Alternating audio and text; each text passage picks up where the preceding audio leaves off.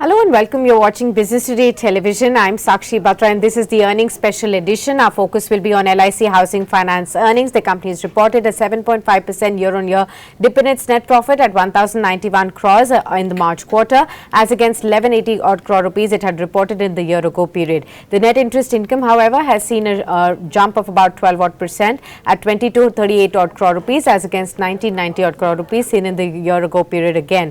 But for the full year, the net profit has risen sharply by 65% at 4,762 odd crore rupees. And when we talk about the expenses in this quarter, they've seen a slight uptick of 10% odd as well. Now, to discuss with us some of the earnings insights as well as an outlook going forward, I'm now joined by the top management of the company. Mr. Tribhuvan Adhikari joins in. He's the MD and the CEO of LIC Housing Finance. Warm welcome to you, sir. Thank you so much for taking the time out for this discussion. Let me begin by first understanding from you, sir, how have you assessed the Q4 earnings for yourself? Has it met your expectations? And if you could reason out for us the dip in the profits, what is it that on account of? Well, if I look at the Q4 earnings, yes, they do appear to be on the negative side. In fact, 90 crores down from the same quarter last year. But if you look at the PBT, profit before tax, it's slightly more than what it was last year. So the dip is largely because of some one-off expenses we've had to book in Q4 this year. Just to elaborate, we've had a tax expense of an additional tax expense of 127 crores on account of deferred tax liabilities of previous years. We've had some provisioning to be made for the areas of salaries of employees which is due. A provisioning of 32 odd crores we've had to make. And then there has been a slight change in the manner in which we calculate gratuity payable to our employees.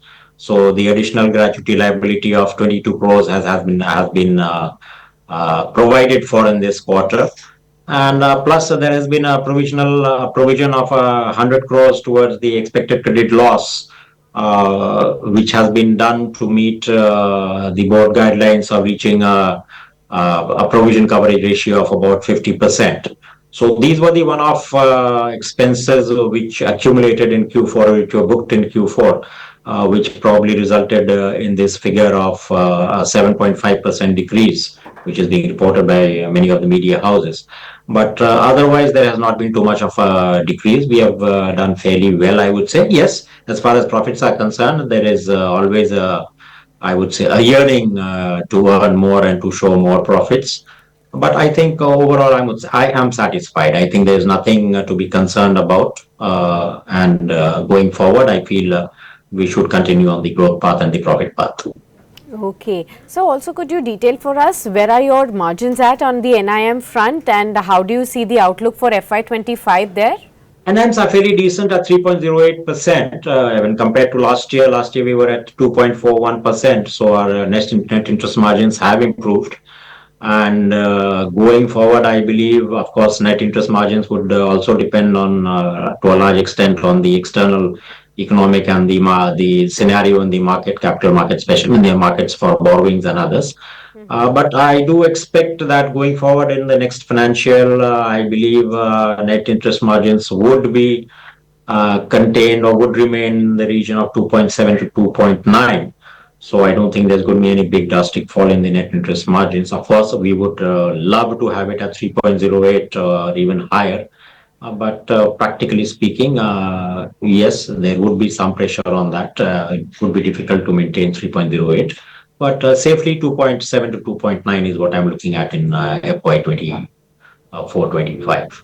Okay, 2.9% for FY25, right, sir. So as far as the disbursement growth is concerned, we have seen an uptick in Q4. Do you see this uptick to continue? What is the demand scenario of late? And for FY25, what is the visibility? Nothing wrong with the demand scenario as such. The demand is good in all segments, whether it is the individual housing loan segment or the builder segment, etc., etc. Nothing wrong with the demand. Yes, overall in the year, we have grown the book by only 4%, largely to do with some of the issues we faced in Q1 and Q2. But now those are behind us. Q4, we have shown, I would say, a decent growth of 15% in disbursements. I expect this momentum to continue. And definitely in the next fiscal, we will definitely show a double-digit growth. Okay, next fiscal we could be seeing a double-digit growth. So also a little bit on your affordable housing loan portfolio. Earlier you had indicated that you would want to make this enhance this portfolio to about 25%. Where is it at currently, and are you progressing on track? Yes, we've started off. We've started off this year. As I said previously, we were not too much focused on this segment, and this is one segment where we see demand and an opportunity for us. A large of the small HFCs, many of the small HFCs are doing very well in this segment. So definitely, this is going to be an area of focus. We've just started out, I think, and 25%, 20. In fact, I think 20 to 25% of the portfolio. What I said was spread over a period of 2 to 3 years. It's not going to happen in 1 year, but definitely this is the 1 year. This is going to be the first year where we are going to focus on for the affordable housing segment and get there. And I think we are placed to do that. Last year we opened 50 new area offices, mostly in the tier three towns. So that is where the demand is going to come from. And last year, because they were setting up and getting up on their feet, they could not contribute much.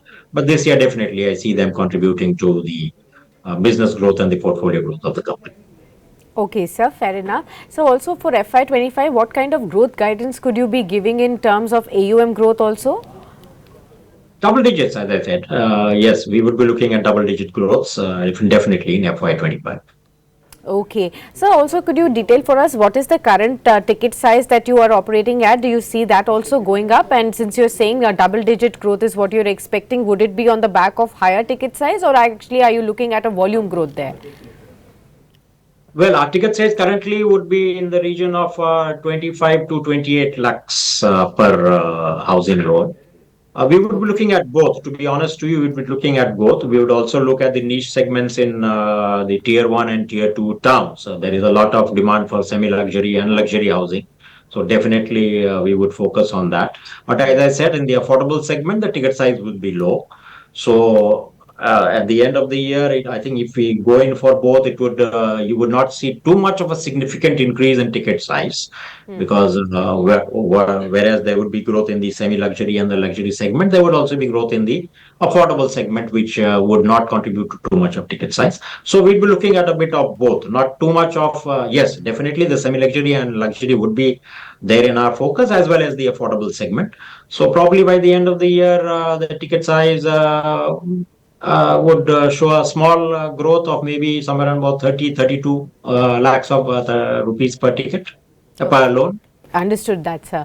So as far as the asset quality is concerned, are you comfortable with the current figures that we are getting for GNPA and NPA, or do you still have levers and room for further improvement?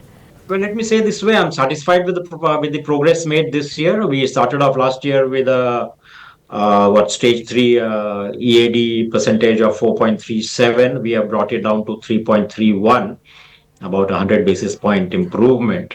And last year we've done a lot of we put in a lot of efforts into trying to improve our asset qualities.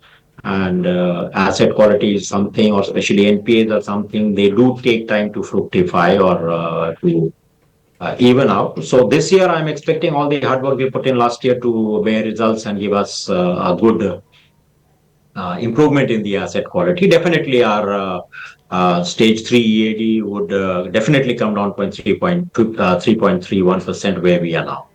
Okay, fair enough, sir. Also, sir, on the cost of funds, what is the outlook going forward from here? Do you see any pressures on that account? Well, right now for the year, the weighted average cost of fund is 7.63%. Yes, the cost of funds depends a lot on market conditions, the liquidity conditions in the market. Q4 particularly was very volatile as far as liquidity was concerned. January, we faced a lot of liquidity shortage. Again, in the month of March, because of borrowings by the state governments, there was again a liquidity crisis. But as of April, I think things have eased off a little. So yes, realizing that our cost of funds would be very much dependent on the market conditions.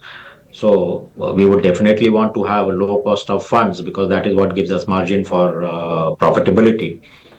So I believe there would not be too much of I would say, increase in the cost of funds. And at 7.6, we would expect it to be there. I would love it to be there.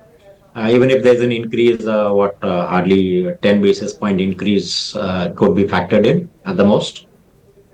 Okay, understood. Well, thank you so much, sir, for being with us on this special edition and detailing for us the insights from the quarterly earnings and the outlook going forward. I wish you all the very best for the upcoming quarters and hope to see you back soon on Business Today Television to give our viewers a greater understanding of the company's future going forward, sir. Thank you. Thank you very much. And thanks for having me. Thank you, sir. And with that, we wrap up this very special conversation with LIC Housing Finance viewers. But do stay tuned on to Business Today as we continue to get you such exciting conversations from the top managements of the companies that are reporting their Q4 numbers. Stay tuned.